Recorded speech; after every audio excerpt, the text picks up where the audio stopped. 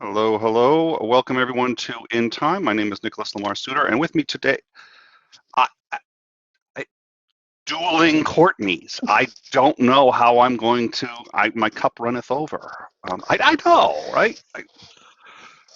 I'm, I'm, Mhm. I'm. Yep, You I can't lucked have out too somehow. many of us. No, no, no. But I'm sure. Don't worry. Oh, God, I was going to make a joke. I'll stay off of it. So welcome everyone to In Time. This is going to be a spectacular episode. I'm very interested in prison reform. But before we get to it, a couple of things. First of all, this is the first one where actually our Patreons can call in or they can come in through Google Hangouts and they will be able to ask questions and engage with us, engage with our guest. So we're very excited about that. We are 100% Patreon supported. We don't have any sponsors. Dollar Shave Club has really been coming after us, and we just think, no, no, no, no. But we're beating them back with a stick. But we have lots for our Patreon. So if you want to become a patron of the show, please, I hope you'll consider it. And that link is in the description. We have all sorts of links in the information out the wazoo in the description. But the other thing is, so it's been a little cray. Italy yesterday. So first of all, yesterday we went live with breaking news when the stock market stopped trading. It was an automatic, what they call a circuit breaker, when 7%. There was a rapid 7% decline in the stock market. It just put a halt to trading, so everyone could stop and take a breath. Fortunately, I don't believe there were any more past that. The other two things that happened: Italy went on lockdown for the coronavirus, and all this is coronavirus related.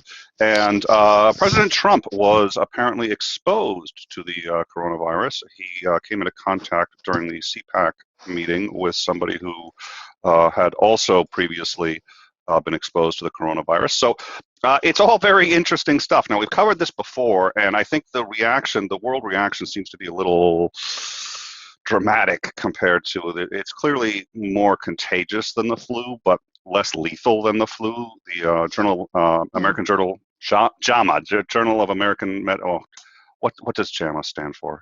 Journal of the American Medical Association, JAMA, came out with a study, and they said they believe the numbers are closer to 1.6 in fatality, which is well below the flu. And there was a editorial in JAMA that said that actually they believe the person writing the editorial believes that the numbers are below 1%, but not being reported because people get a very light case of it, don't actually report it.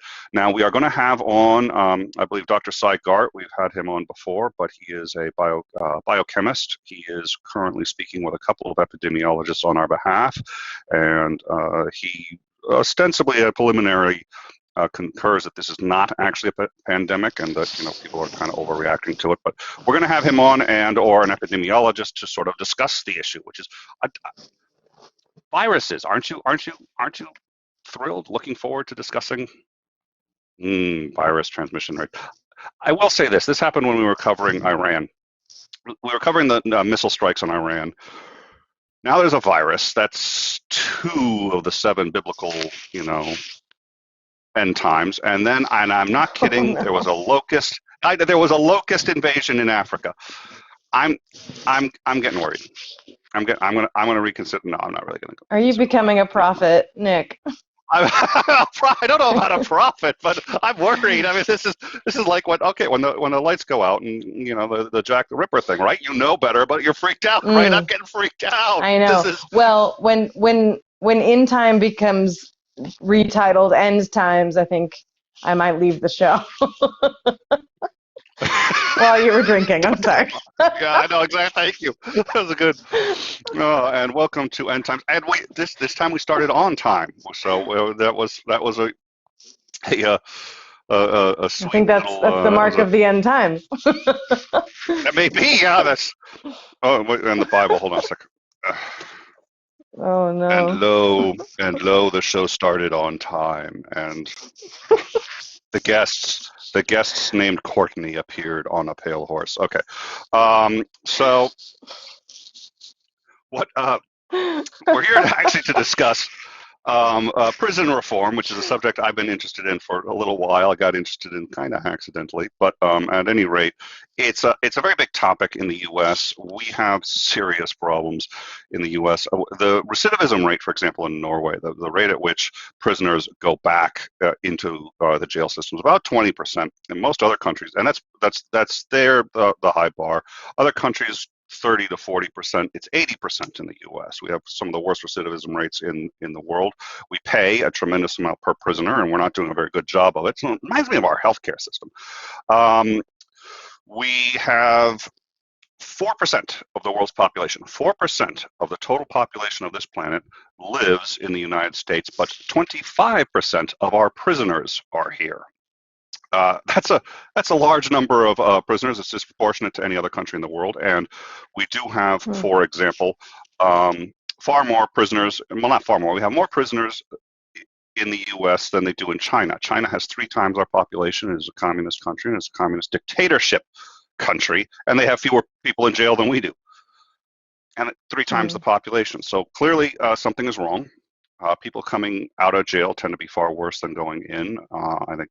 Obviously, it's a problem. My suspicion is you've got a couple of complaints from a psychological perspective going into this. So we brought on today a Godless Mom who has championed the cause of prison reform in the past, has a couple of very interesting programs that she's going to tell us about, and we look forward to hearing them. So Godless Mom, the second Courtney of the day, why don't you come on out here and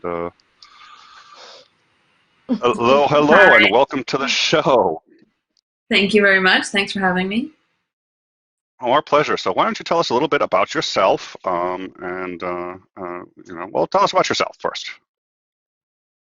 Well, I am a Canadian. I was raised by an activist, so it's kind of in my blood. And my activism started in my 20s when I just got really interested in the prison issues because a friend of mine went to prison in the U.S.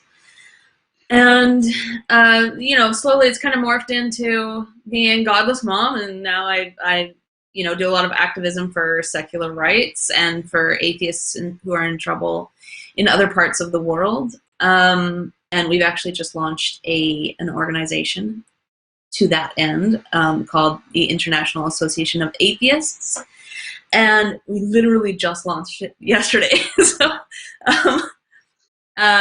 So yeah, I'm an activist, and I like to blog about atheist parenting and secular rights, and sometimes the odd funny post about what I think about religion without really mincing. Well, I've actually been following your blog for a little while, and you've covered. I mean, the ones for me is because we're raising our kids, and we're not raising them atheist. We're giving them all the options. Which, whenever you say that to Christians, that's the same thing. I was like, yeah, actually, it kind of is, but there's a point in that. But so you've had some discussions about that I found interesting. The post I find interesting is when there are other parents, in particular, or Christians, who kind of step over the line and start telling you, who you should be or who you are as a parent for things you're not even doing, but what they assume it means to be raising your children in a more secular way. But we have that in the description. So we have a link to your blog and to your Twitter, and all that stuff is already in the description. So what do you see as the problems in the U.S. prison system in particular? Oh my gosh, do you have 3 hours? Everything is a problem. I think that it starts with systemic racism, and it continues on in terms through of sentencing. Do you mean in terms of sentencing before they get into prison? Sentencing, arrests, everything is tied up with that. The wrongful convictions, even when people are exonerated, and whether or not they get compensated, is, I believe, tied to race in some way. But it's just everything. It is absolutely everything is tied up with that. And of course, you guys have a lot of really, really strict drug laws. things are changing for the better, but too slowly. And you have a lot of nonviolent offenders in prison. And we do too in Canada, but just not as much. And yeah, it stems from that. And then also, you bring in the private prisons and the prisons for profit idea, and you've just got yourself a giant mess. Well, so let's start with sentencing, actually, just because that's, okay. There's everybody in the U.S., I think, is reasonably familiar with the concept of racial profiling. That is something that we have a distinct problem with. The argument is, well, look, since the statistics will tell us that crimes are going to be, especially in certain areas, more likely to be committed by people of a certain demographic. We're going to target those people even without any other reason, without any cause, simply because they're a member of that demographic. We're going to target them for stop and search, any kind of targeted means of attempting to see if they're doing anything wrong, again without any evidence, simply because their nature of the demographic. Then once they get into the system, you end up having issues. So that just causes problems, and you get problems. Well, we'll get into actually that in a second, but you get, for example, cocaine. Cocaine in powdered form is what is used most often by the white people. White people have a tendency to, who are using that drug, use the form. The crystal form is actually really, it's the same thing. It's just another delivery means. There's no particular difference between that and the other form, but the powdered form, or sorry, the crystal form, which is smoked, carries with it over 10 times a larger sentence, and is the method that is usually used by black people who are using cocaine. So you have you have the same drug, two different delivery methods. Just culturally, one appears to be preferred by white people. That one has a much lower sentence, same crime, same drug, much higher for black people. Stuff like that. Is that? Yeah, it's more than that too. It's white people freely admit to, like, when they're surveyed, they freely admit to using more illicit drugs than black people by I believe 400% more white people. I can't remember the exact stat.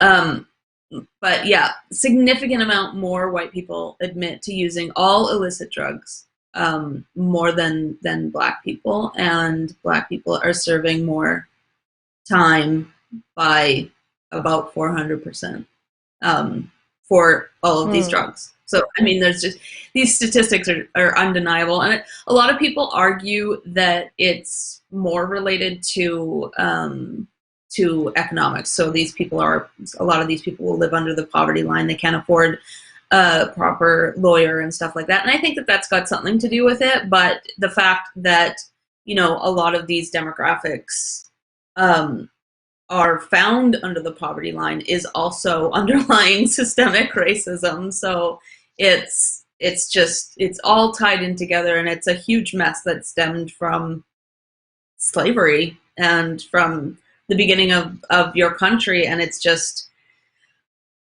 I think that it's because American culture is so tied up with revenge and retribution and justice, and just like dealing with the emotions that come with crime, as opposed to looking at things logically and balanced and sort of figuring out, okay, what actually prevents more people from becoming victims of crime, as opposed to what is just going to make me feel warm and fuzzy,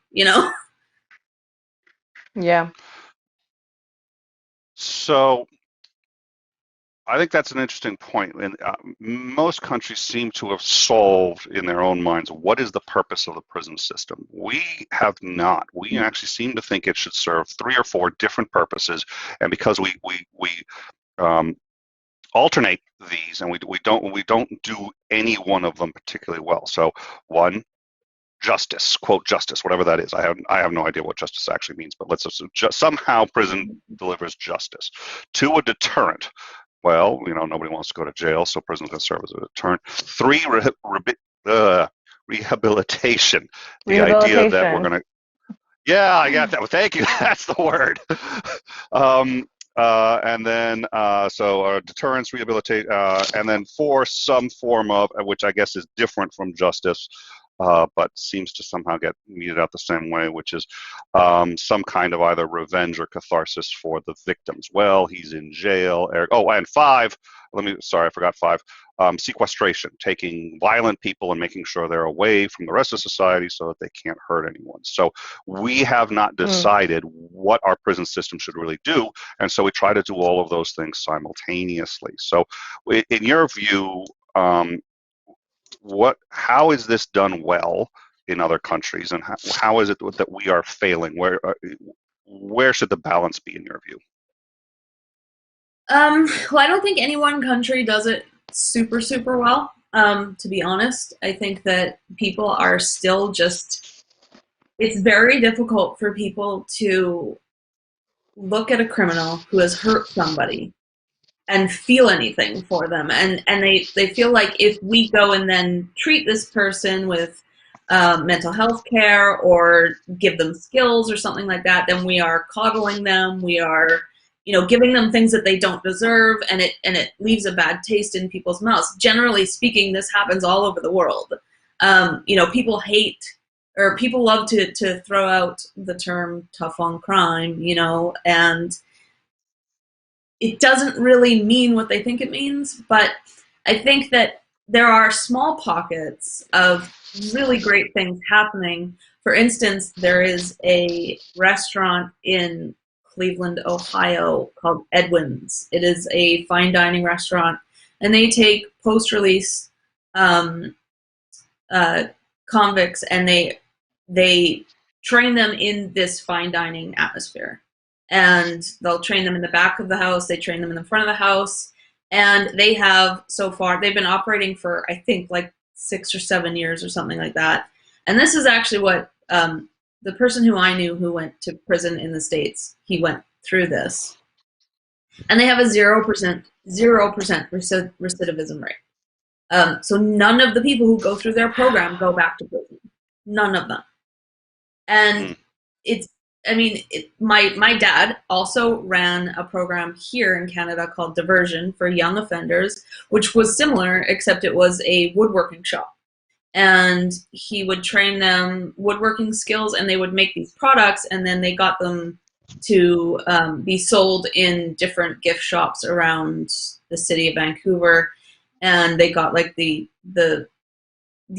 feeling of accomplishment when they actually sold items in these gift shops.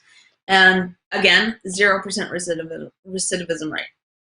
And there are so many little pockets of programs like this all over the world, and they are all around 0% recidivism rate because somebody took the time to show them how to make an honest living, how to, make yourself feel good by using your hands and creating things and helping people. And it's been shown in so many different places that it works, and I don't know why they don't do that stuff. Oh, my dog. I don't know why they don't do that stuff. We're Americans. We don't. Why do anything the right way when you could do it the stupid way? But just look at our healthcare system. My bad. I'm not bitter. Oh. Yeah. Okay, I'm a little bitter. Yeah. So I do. Yeah, I think that there is a lot of demonization of people who make mistakes in the criminal justice system. There's a lot of anger and distrust. There's kind of a sense that someone who does something really terrible is like a essentially evil person. And one thing that's kind of goes along with this rehabilitation idea is not only trying to prevent future crimes by these preventative programs of after-school programs and things like that, but the idea that that we may not have neurologically the freedom of will to go in a different direction given what our brains and our genetics give us and what our experience gives us. And so if you have a after school program that puts you in a different direction, or if you get into one of these programs for convicts, then that is the experience that can guide you into a different direction. But if you don't have that, there isn't really anything in our biology that prevents us from moving forward, given our brain and our genetics and our experience. And a lot of people don't really understand that, that there's not a lot to prevent a person, given their experience and their genetics, from committing certain acts and being certain types of people. And that's really unfortunate. I don't know if you are familiar with that concept. Sam Harris talks about it and elsewhere, but it's kind of the collection of a lot of what we know from neuroscience so far. So I don't know if you've added that into, or if that's part of your defense of rehabilitation. I don't know. I haven't really thought about. I've heard Sam Harris talk about it a little bit, but I haven't really thought about that so much as just looking at the evidence of people change, and there's people are gonna, maybe they're predisposed to end up doing something terrible, and it can maybe help you feel okay about rehabilitating them after, I guess, if you reason it in your head that they didn't really have much of a choice or no free will to do it. But to me, it's either way, whether they had no choice or whether they did it by choice, either way you can change, I think, and you can still feel relate to that person as a human being. And I get a lot of heat for this stuff because I've written to people on death row. I've written to people who've killed people. One of my YouTube videos is about how I actually became friends with somebody who was in prison for, well, it was manslaughter. But and the comments on the video are all just so judgmental and stuff like that. But it's time and time again, everywhere around the world, it is proven that if you just stop being so angry and stop letting your emotions cloud your vision and actually look at it logically, we can help crime. We can help lower crime by being a little bit more compassionate with these people. And one of my favorite arguments that I make about people changing and people, who were headed down a terrible path, who are suddenly not doing that anymore or doing the exact opposite, are there's groups of ex-Nazis who they were treated compassionately by people that they hated, by groups that they hated, and eventually it just hit them what, I'm the jerk here, and they've changed and they turned it around, and now they are activists trying to pull other people out of that movement. And if those people can change, then anybody can change. Obviously there are people who are ill. There are people who are very mentally ill, and I'm not a doctor. I don't know how to fix those people who commit crimes because of their mental illnesses. But outside of that, most people, I believe, can actually change and start contributing to society. But most critics of the criminal justice system are critics who think that it should be harsher because, again, emotions. It just makes them feel like that's the right thing. And they haven't actually looked at the data.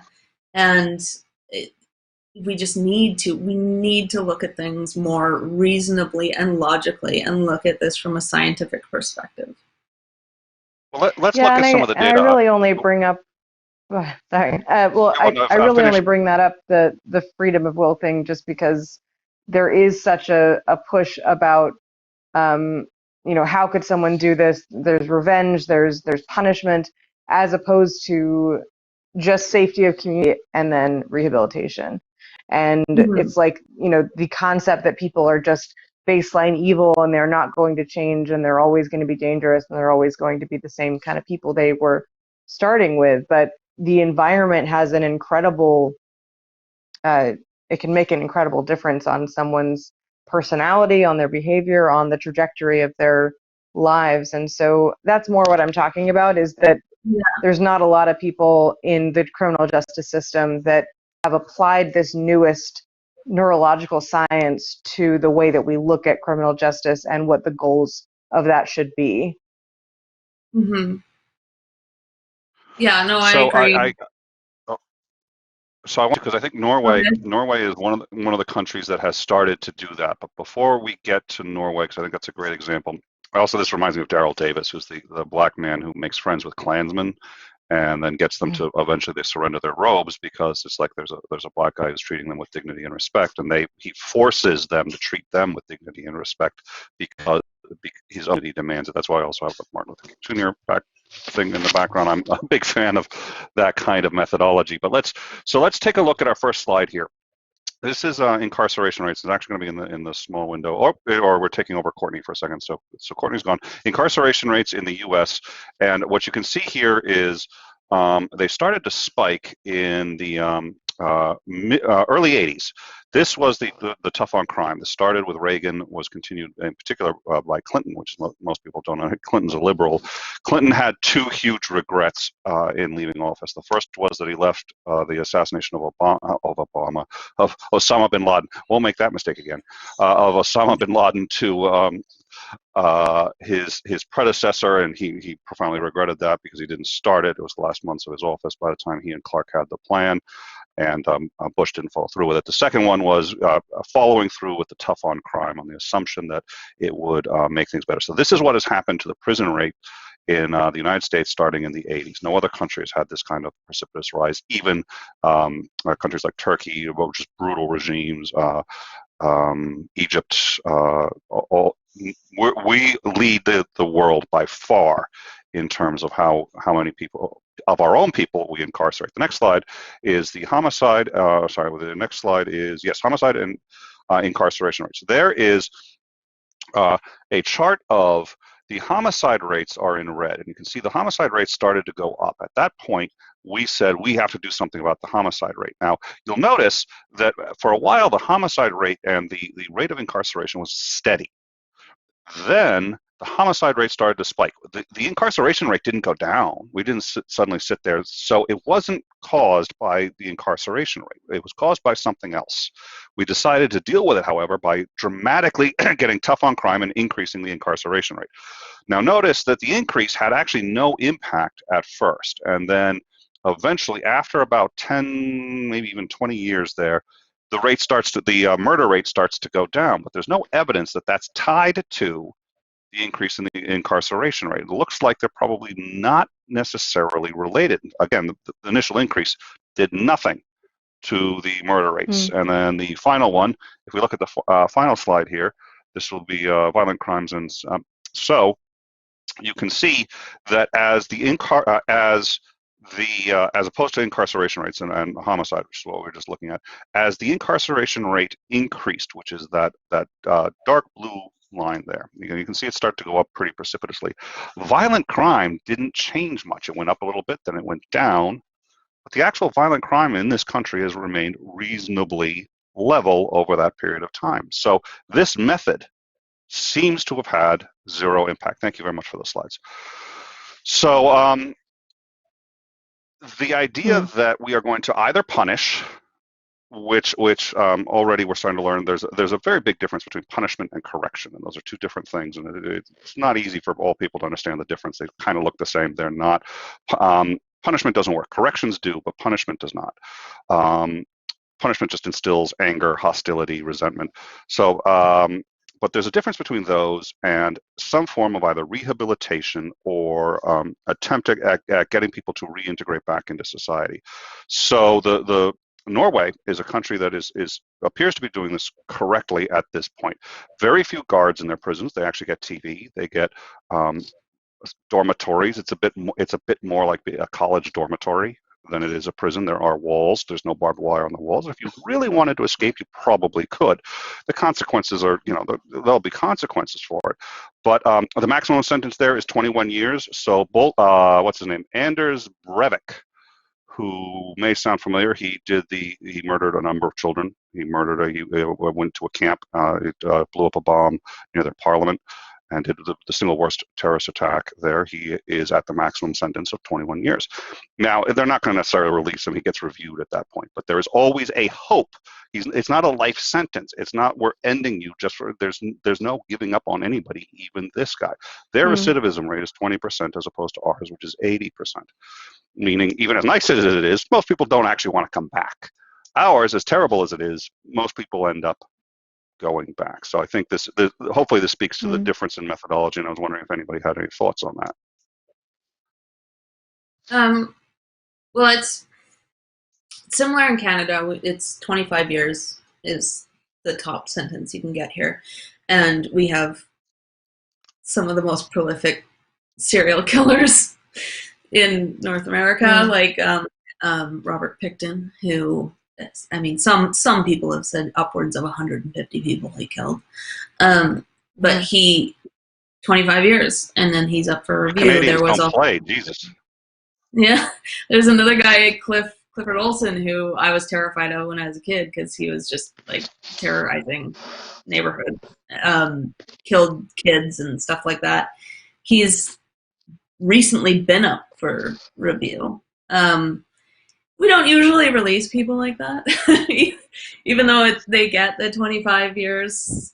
We don't release people like that. And I think, honestly, it's got nothing to do with whether or not they are capable of living in society, and it's got more to do with the fact that if they are released into society, there would be riots and, someone would probably kill him. So it's probably for his safety to stay in prison. But anyways, yeah, here, but we have stuff about it here that doesn't work too, and we have I don't know what our recidivism rate is off the bat, but I know it's not very good.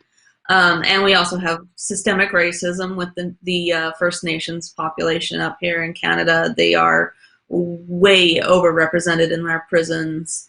And we have a very similar, it's not as bad as the States, but we have a culture of, tough on crime, got to get our revenge, got to get our justice, whatever that means. And so it takes, honestly, I think it starts with education. I think it starts with taking education extremely seriously, and that's what the Scandinavian countries do. My sister-in-law is Danish, and she went to school, and school is not like it is here. Kids actually enjoy going, and they get paid to go to post-secondary school. And, most people do end up going to post-secondary school, and so they have lower crime rates to begin with. And then you also have an educated population, a population of people who are willing to look at things logically and with reason, can assess data instead of just being like, get them, and so that's where it starts. And in Canada, we don't take our education seriously. It just gets cut every year in favor of oil pipelines and just other stuff. But in the States, I know they don't take it seriously too. And then, of course, you go into a tremendous amount of debt here just to go to post-secondary school if you're accepted. And so, yeah, we don't have the educated population here that they have in Norway and in Denmark and places like that. And that's sadly where it starts. And until we do get that educated population, we're gonna have politicians who keep pushing, private prisons and prisons for profit and all of these harsh sentences because that's what the population wants. Because the population is a bunch of uneducated yokels. Yeah, that was a very excellent point. Absolutely, I think that's a huge issue of public opinion really determining the fate of what the country decides to do. And ideally, that's supposed to be a positive. But in this case, when you aren't focusing on education and critical thinking and quality education and access to education. Those are things that block citizens from making informed, sound decisions for the country and its citizens. Yeah. It's absolutely an issue. Yes, I would totally agree with that. It's also, it ties into poverty as well, because like in Canada and the United States, like I said, you have to go into a great amount of debt to go to post-secondary. Well, most people do. Some people are lucky enough to have the money, but most people go into a large amount of debt. And so you find that there's a lot of people who come straight out of high school who can't afford it, and they end up working these minimum wage jobs, and they have 2 jobs and they still can't make ends meet and stuff like that. And so in places like Norway, places like Denmark, where they're actually giving you, a monthly payment every month to go to school, to go to post-secondary school, they're ensuring that you don't get yourself in any kind of financial trouble while you are educating yourself, so that they end up with an educated population that can pay their bills. And so it all ties in together. Education and poverty. I could just listen to you talk about this all day long. This is so just the best. Just let this speech ring out. This is so important. This world is so frustrating. Yeah. And so to get back, so what happens in prisons, if I understand this correctly, is that somebody goes in. Oftentimes they lose their driver's license. Certainly they can't pay their mortgage. They default on their mortgage. There's no exemption for it, so their own credit rating is going to go down. If they're a licensed professional, they can't keep up that license, so they lose that license. Some prisons actually charge prisoners for room and board. This is one of the ways that they're trying to make up for the. And then by the time you get out of prison, you are now in debt. Which, by the way, if you are still on parole and you fail to make good on that debt, you can actually go back to prison for failing to do that. But you have no driver's license, so you can't go to a job. You've got nowhere to live. If you're lucky, they give you $25 and you're on your way out the door. If you have family, presumably they will take care of you. But sometimes, because again of the stigma, your family's going to sit there and say, "Well, we don't want to live. We don't want to, and we don't want people to know that our uncle who has been convicted of whatever he's been convicted of is living." So, what is the effect of that? I mean, that's essentially, we're doing the exact opposite of what we're stripping away all their support and then throwing them out in the street. And so, what kind of support do they have? Please. It's even worse than that, because the majority of people who end up in prisons in the United States of America live under the poverty line, and they and I learned this the hard way, because my very good friend was in prison in Ohio. They charge you an arm and a leg just to stay in touch with them, and it was 15-minute calls from him worth $20 each. And you had to get pre-approved for an account with MCI. I'm not sure if it's different now. Haven't done it in a long time, thank goodness. But you had to get pre-approved for an account with MCI. You couldn't have it calling a cell phone. It had to call a landline. So people had to have the landline set up, and then you have to prepay your account with a credit card. And it's impossible for people who live under the poverty line. It's absolutely impossible for them to get a phone call from this person who they love. And a lot of the times this is a father of their kid, or their husband, their boyfriend, their son.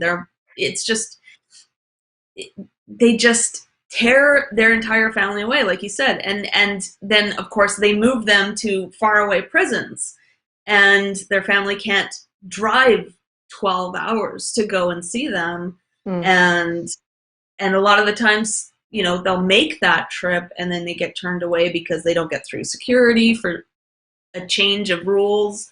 And it's absolutely brutal. You find that people who go into prison with a support system come out with nobody, because it's not even by choice. Like, it's not even about the stigma. It's not even, in a lot of these communities, most people know somebody who went to prison, so it's not that big of a deal to say, yeah, my dad's in prison or something like that.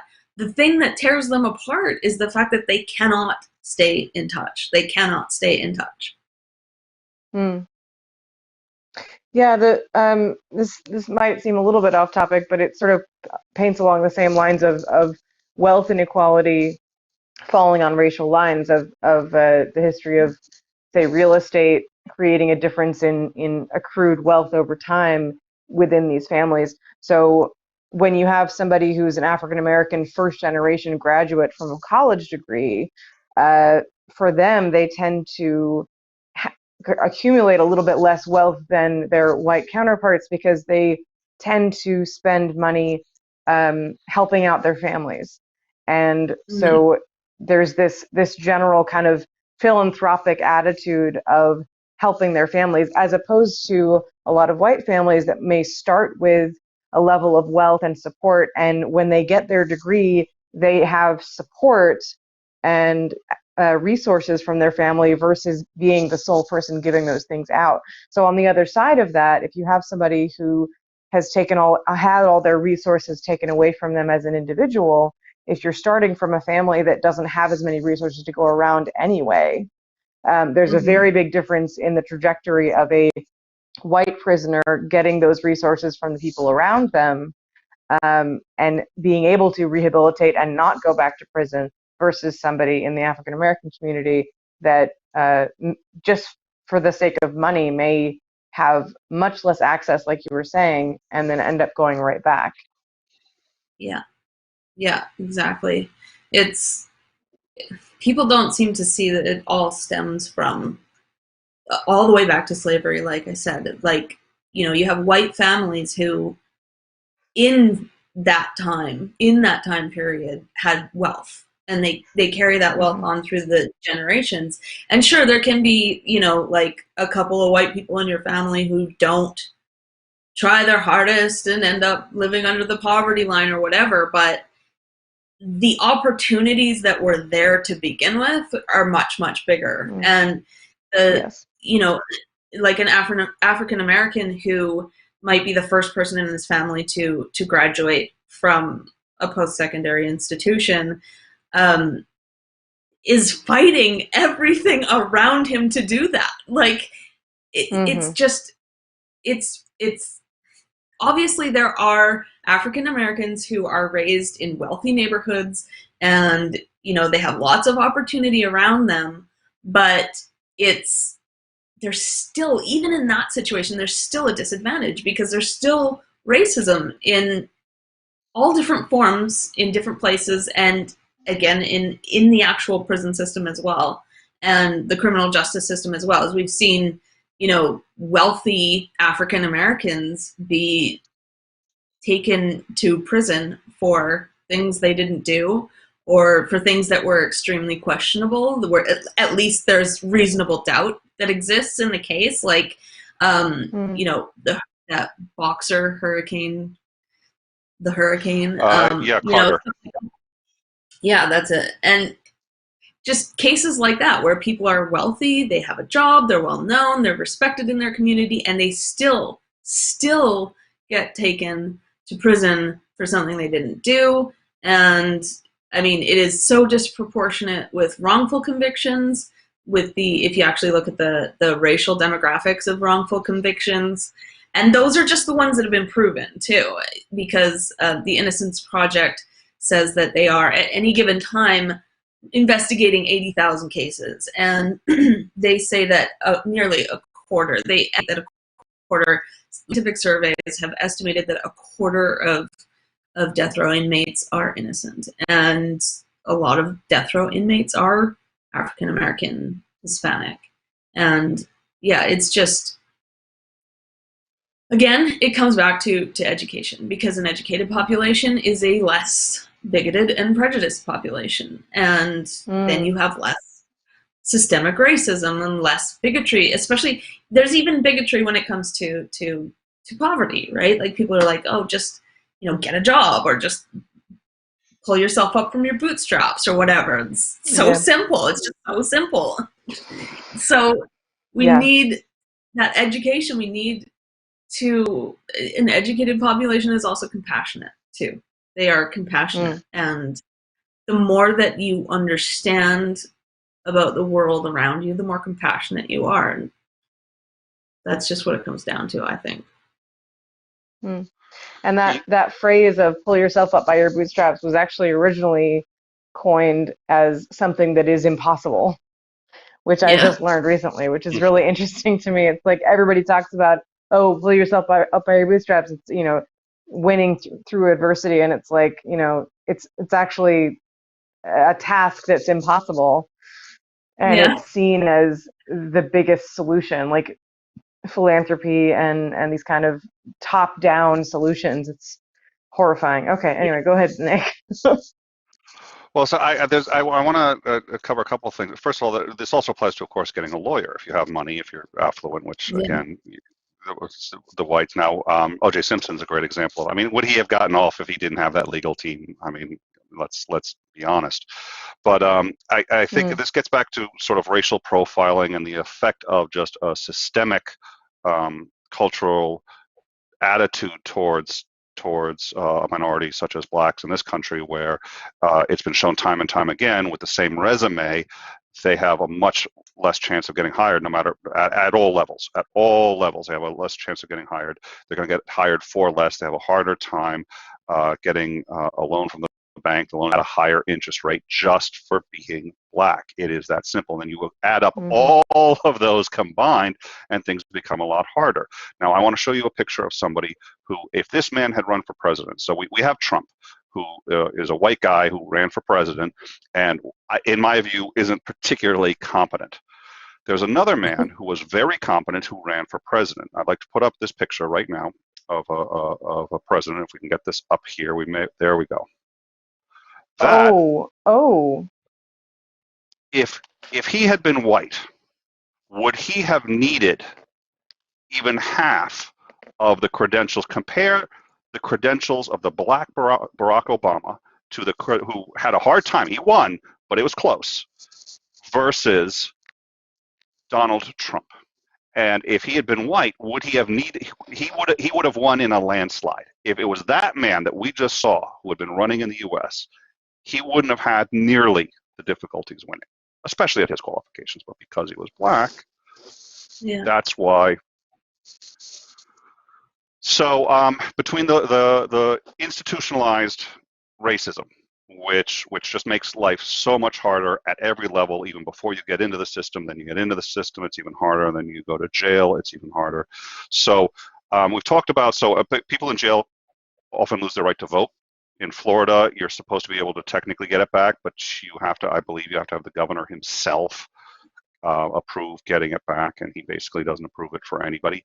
So you become disenfranchised. You have all these other. But what's the other psychological? What are some of the psychological traumas that happen to people in jail that they have to face every day in the U.S.?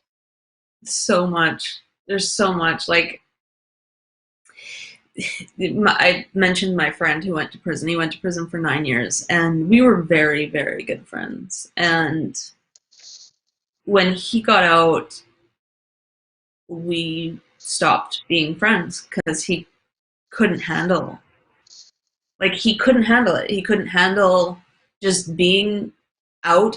I mean, I'm guessing because he didn't really do a whole lot of communication, and so that's kind of what broke down. And I think that it was struggling with being out and having to deal with people again, and people I have no idea what they go through. I tried, and that's what got me into this, is when he went to prison, I tried so hard to understand what he was up against, what he was facing. And he was a different person when he was inside. He listened to different music. He listened to heavy metal and hardcore rap and stuff like that. And before he ever went to prison, he was into hipster rock and stuff like that. And he is now. He's actually in a band now. It's the slower music, folky type music. It's just weird. Like, he totally changed, and like listening to him on the phone was terrifying sometimes. Like, I remember there was one phone call when I was talking to him. We were just talking, catching up, and then all of a sudden I start hearing all this yelling and like crashing, and then I hear him yelling back, and like, and then all of a sudden the recording comes on, you know, you have 2 minutes left or whatever, and I'm like asking him if he's okay, and he's not answering me, and it hangs up on me. And then he calls back like 5 minutes later, and I was like, "Are you okay? Like, what happened?" He's like, "Oh yeah, guy was just asking for some mayonnaise." I'm like, what? Oh my God! Like, you died. Wow. But it's Oh my terrifying, and I can only imagine what it must like. He told me in letters that he felt every day like so down and sad, like crying, but he couldn't do it because you can't cry in front of They'll eat these you people. alive. Yeah. Yeah. And so he had to, like, on this phone call, he had to sound tough, and that's why it sounded so scary to me. And then, you know, he phones me back, and he's still surrounded by people, so he can't really, you know, can't really explain what was going on. He was just like, "Oh yeah, I just wanted some mayonnaise," but I knew that it scared the crap out of him too, and he couldn't say that. He couldn't say that, and for 9 years he couldn't cry. He couldn't say that he was scared. He couldn't do any of those things. He couldn't express how he really felt. He had to be this tough guy. He had to listen to the death metal, and like, he just, and oh my gosh, he beefed up. Like, he was this skinny little kid when he went in, and he went huge, muscles everywhere, and it changed everything about him. And it's all of it is trauma that he has to deal with when he gets out, and it's the same for everyone, I would assume. You know, the only difference is that there's a lot of people who you know, live in neighborhoods that are kind of tough like that, and they go to prison, so they're already used to it, but it's not any less of a trauma just because they were raised in it, you know? And it literally changes everything about the person. Like, you do not recognize that person anymore. I had a friend of mine who was a pacifist, a really nice guy. He grew up in Massachusetts with me. We were best friends, and then he was in California, and he was just smoking some marijuana. This was years ago, though, so they were still taking it extraordinarily seriously. He gets pulled over, and the car gets searched, and he gets arrested instantly. They find the marijuana, they take it. So it turns out that he had let a friend borrow his car, and the friend had actually used the car in a crime and then returned the car. So they thought he had done it. He hadn't done it. Somebody borrowed it, but they found the marijuana, and so technically that's actually no good. You can't. That's well, they had probable cause when they arrested him, but at any rate, they impounded the car. He lost it. He ended up in jail because I think it was a Class C at the time. Marijuana was a Class C, so like heroin.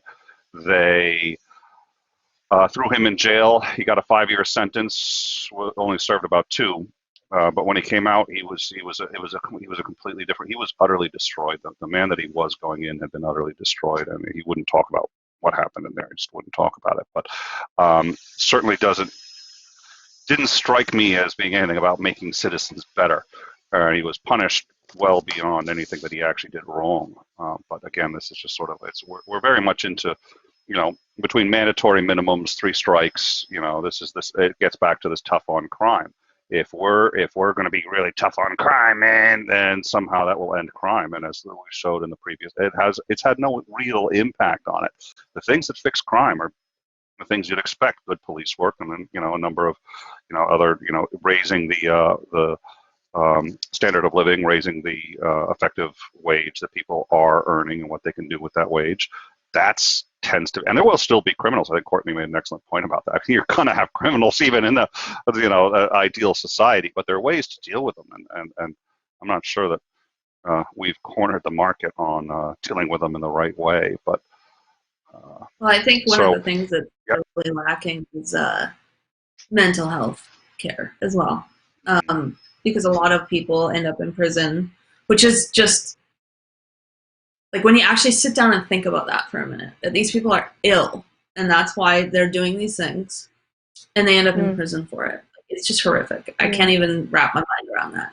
And we do it in Canada too. We've cut spending to mental health care in Canada over and over and over again, and closed psychiatric hospitals and just let people out on the street. And then we're like, well, why is all this crime happening? Really? Yeah, my job is a counselor for children with mental illness, and I teach coping skills.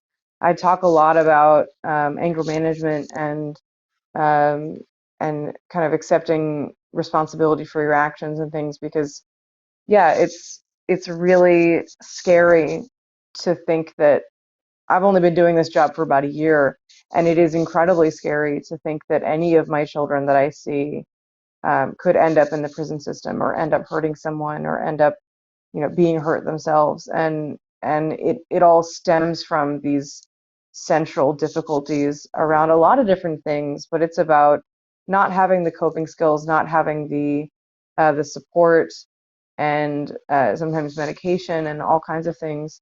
But it is really scary, and I think about that a lot, and I talk to kids about that a lot, about there's not a lot of safety nets in place for them if they can't figure out how to control their own emotions and take ownership of their actions, because that's the number one thing that's going to keep them from being one of those statistics.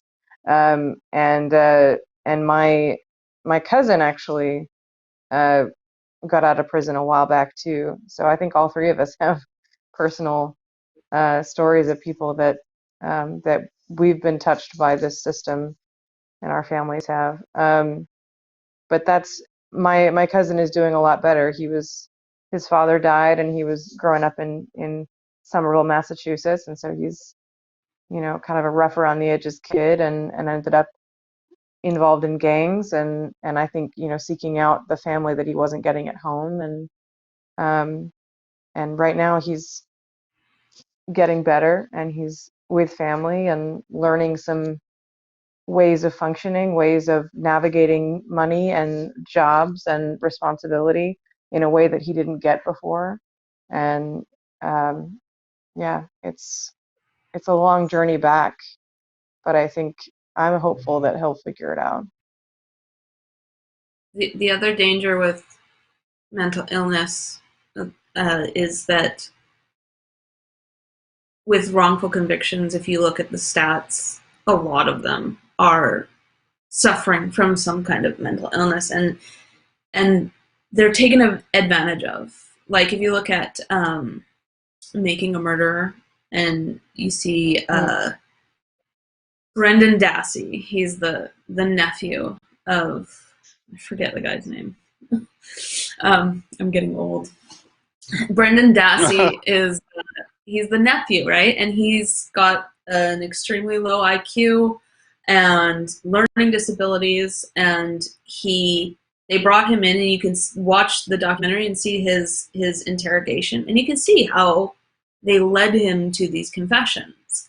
And they take advantage of teenagers, young people, in the same way, but they take advantage of people who have a very low IQ, again tying it back to education, and who have learning disabilities and mental illnesses, and they take advantage of that and get them to confess to things or say things that incriminate them in interrogations, and that's what leads to a lot of wrongful convictions. So you don't even have to do anything wrong to have your mental illness and land you in prison, and that's terrifying, because that's not how we should be approaching people with mental illnesses. We should be finding treatment and helping them learn how to navigate the world with their mental illness instead of stigmatizing them for it. Mm-hmm. Yeah, and I do have kids that deal with anger issues at school, and sometimes they get blamed for things they didn't do. Yeah. They get, something happens and they're assumed they're the problem child, and they assume that, oh, they must have had something to do with it. And so that's a really big issue too, is not only do you have some of these things being precursors to actual violence and actual wrongdoing, but you also have certain vulnerable populations being assumed to be the perpetrators by the police, and that's really scary too, that like some of these kids might end up, not doing anything wrong, but being assumed that they did because they have a record of receiving anger management treatment, or they have a record of, assaulting a teacher when they were a kid, versus maybe they'll end up being well-adjusted children, but because they're young Black men and they have this history, they're going to be a good, an easy target for, let's pin this thing on this person. Yeah, and sometimes it's not even that the cops are like, let's pin it on them. It's more that the police are feeling the pressure, and they are also continually, their budget is also continually getting cut, and they're feeling the pressure when there's a particular crime to find someone who did it, and they get criticism in the public and stuff like that. And so they will, when you're in that stressful situation and you're looking at these suspects in front of you, the one who has all like the list of issues is going to be like, well, this is probably our guy. Checks all the boxes, yeah, you're going to make the evidence fit your suspect just so that you have something to give to the public. You have a way to get out of this stress, and it's not necessarily even conscious that they're doing it. It's just that they're under this immense amount of stress. Don't get me wrong, there are cops out there and prosecutors who do it on purpose. Absolutely. But a lot of them are that again stems from the whole being tough on crime thing, and the idea that, if there's a murder and the police haven't found someone in 6 months, it's unacceptable, and the public is outraged by this. Instead of looking at it reasonably and rationally and looking at the evidence and trying to find out,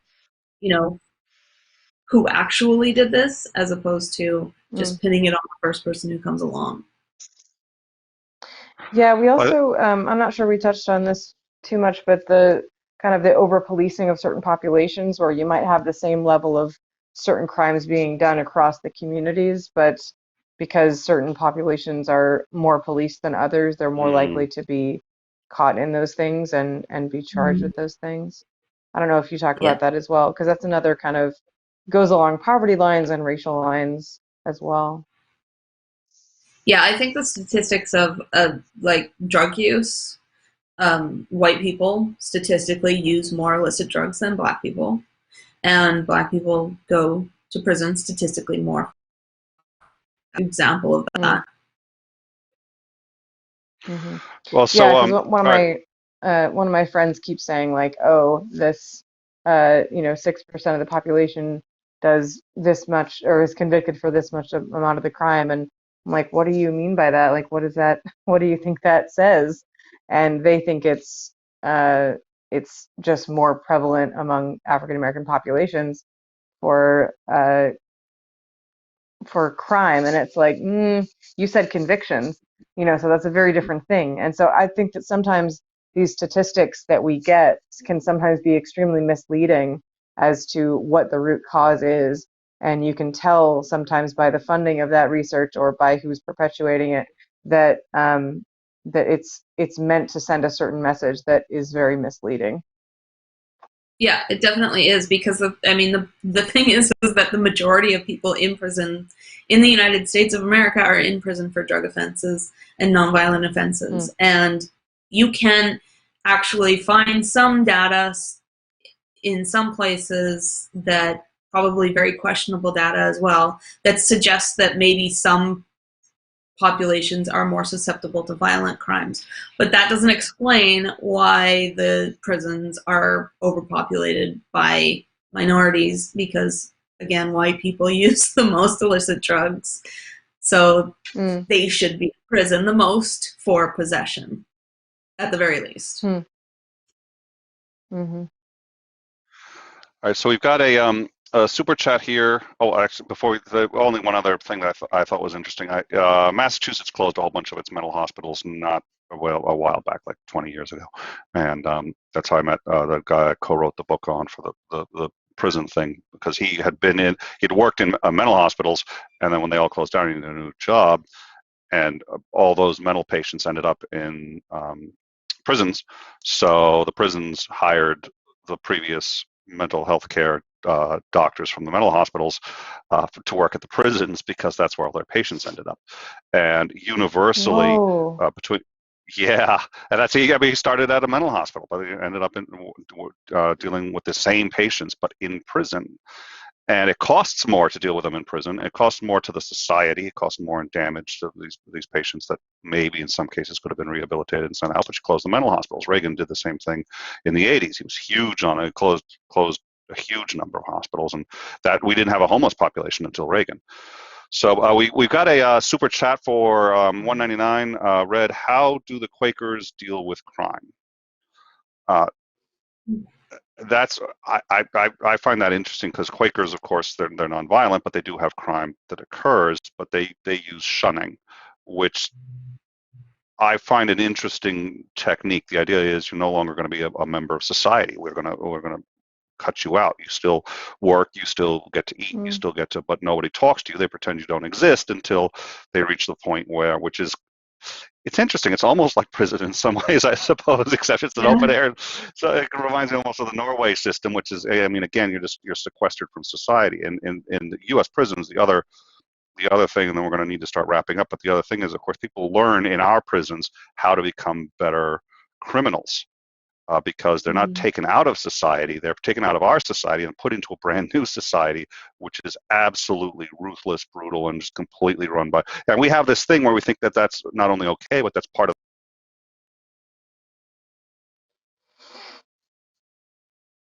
is okay, because that's what they deserve for being criminals. That's, prison's supposed to be bad, and I'm not sure that that's a healthy way to look at it, but the Quakers may have their own extreme. I mean, this is just a sort of like, they don't put you in jail anywhere, they just ignore you completely. Like you're shunned, you're ignored until you passed whatever. I think the Native Americans did things similar to that. Does anyone have any thoughts on that?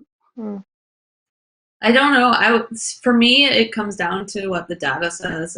I'm interested in, and I think that everybody should be interested in what scientifically lowers the chances of people becoming victims of crime. And it doesn't matter how I feel about it, and it doesn't matter, what other populations may have done in the past that might have had some success here and there. I'm interested in what is actually successful, and seeing rehabilitation programs where you actually, deal with the underlying mental health issues, and then you're also you're giving them a way to get out of prison and live and pay your bills and make ends meet and not have to resort to crime or not feel completely lost. If you do that over and over and over again, it suggests that it's 0% recidivism rate. So that's what I'm interested in, and that is the only thing that I think will work, is if we approach people as though they made a mistake, and they made a mistake because they don't have the right skills to cope with their emotions. They don't have the right skills to pay their bills. They don't have the right skills to live their life in a law-abiding way. And if we give them those skills, they then move on to a life where they're no longer committing crime. And it just over and over and over again, all these different programs prove that it works. So that's what I'm interested in. All right, Miss Stewart, did you have any final thoughts or comments that you wanted to make? I got to be all formal now because otherwise people are going to get confused. Confused with the Courtneys. Yeah, I think we've tackled a really huge topic, but I think we've gotten some a lot of the major points in, and I think the biggest thing to focus on here is just what can make this system better. So it starts with what the issues are, and I think that's very important to go over. But I think the biggest thing that people need to walk away from this conversation with is the solutions that Godless Mom has pointed out of education, rehabilitation, compassion, recognizing that even when mistakes are made, even when crime is committed, these are still human beings and they still can contribute something to society. And that's a very important thing to remember. And then also understanding the warning signs of mental health and poverty, and of course the racial issue. But I think the future of understanding mental health and rehabilitation as ways to study what will prevent people from being criminals in the first place or being falsely accused in the first place is something that is definitely worth doing research on, of those warning signs and getting those earlier programs like what I do, of trying to give those coping skills, give those better ways of thinking about things, and controlling behaviors, as a way to prevent possibly these kids from ending up where they're at. Because I talk about this all the time with my kids, that I only see about 40 children, and there are an incredible number of kids out there that never get the services that I'm providing, and so I stress to them that it's very important to take this seriously and to understand the privilege that they hold in what I'm doing and what we're doing, because they are unfortunately the minority of children who have access to these type of services, and they're overloaded and they don't always get on the list to see me or anybody else in my organization. So it's even the kids that sign up for it don't always get those services, and I have about a huge backlog of people that are more than the people I actually see, and so it's important that people understand the importance of this. Yeah, I think emotional intelligence should be part of every school curriculum. I think that kids should be taught these skills of like how to deal with the things that you're feeling in school, and not just glazed over like they do it now, or like, they'll have somebody come in and talk about bullying. It doesn't sound that. It should be like in-depth, hands-on labs about how to deal with your emotions and how to cope, and healthy ways of using how you feel for your own benefit and stuff like that. Yeah, I think it should be available to everybody. It should be in every school. Yeah. Hey, could you tell us a little bit about your project again? You mean the organization? Yes. Yeah, it's International Association of Atheists, and you can actually become a member, and your membership fee supports us. What we're trying to do right now is we're trying to create a network that connects all of the organizations in the world that are working on rescuing atheists in danger in theocratic countries, because we have a whole bunch of different organizations I'm in working danger. on. I'm surrounded by Courtneys. You coming to rescue me? Uh-oh. Okay, Yeah. never mind. I'm just surrounded. I'm just worried. That's all. I interrupted. My bad. We find all these individual organizations working on it, and they have limited resources. So, and then we end up working on the same cases in all these different organizations. The same person will come to help to all of us. And so we're working on a way to network the whole thing and like put our resources together where, when we get one case, it goes into a central database and we all know who's vetted it and what stage it's at and stuff like that. So that's something that we're working on. We're calling that the Secular Underground Network, or SUN. And then another thing that we're working on is evidence-based education in theocratic countries. So when I was working at Atheist Alliance International, we raised $4,000 for a humanist school in Uganda, which is part of a humanist school trust in the country of Uganda, and they have successfully started, I think it's about a dozen humanist schools in Uganda. So what we want to do is get some of those volunteers who started those schools and get them into places like Somalia and Kenya and starting humanist schools there, which of course is an incredibly expensive undertaking. So we are starting by building up our membership so that we can afford to do that and help some kids in theocratic countries access evidence-based education and hopefully not end up in prison. And where can people find you? I'm on Twitter, godless_mom, and you can find the organization at internationalatheists.org. All right. Well, thank you very much for coming on, and we look forward to seeing you again at some point. We'll have you on for we've been doing deconversion stories here. We've had on RN Raw, we've had on 604 Atheist, a few others. So we'll see if we can get you on for that. But in the meantime, thank you very much for. Deconverted. You were not deconverted. Well, listen, this is a YouTube show. We just kind of make this up as we go along. So just invent something and we'll do fine. That didn't go out live, did it? Yeah, okay. Wait, I think we could have a whole other well, discussion about the prison reform stuff. Yeah, we probably we could have like we could have the so but okay, well, thank you very much for coming on. We hopefully will have, now with any luck, we'll have one of these Courtneys at least on Stitch for Thursday for our weekly wrap up. I think. Yep, and then next week we're going to be doing the deconversion of Cyrus the Skeptic. That should be interesting. He's going to bring his hammer, and we're going to see. I'm trying to get him to liberally apply the hammer to certain co-hosts, but I think he's going to go after me instead. I'm just saying, based on my experience with Cyrus. Thank you all for joining us, and we look forward to seeing you all on Stitch on Thursday, and then next week for Cyrus. So thank you all.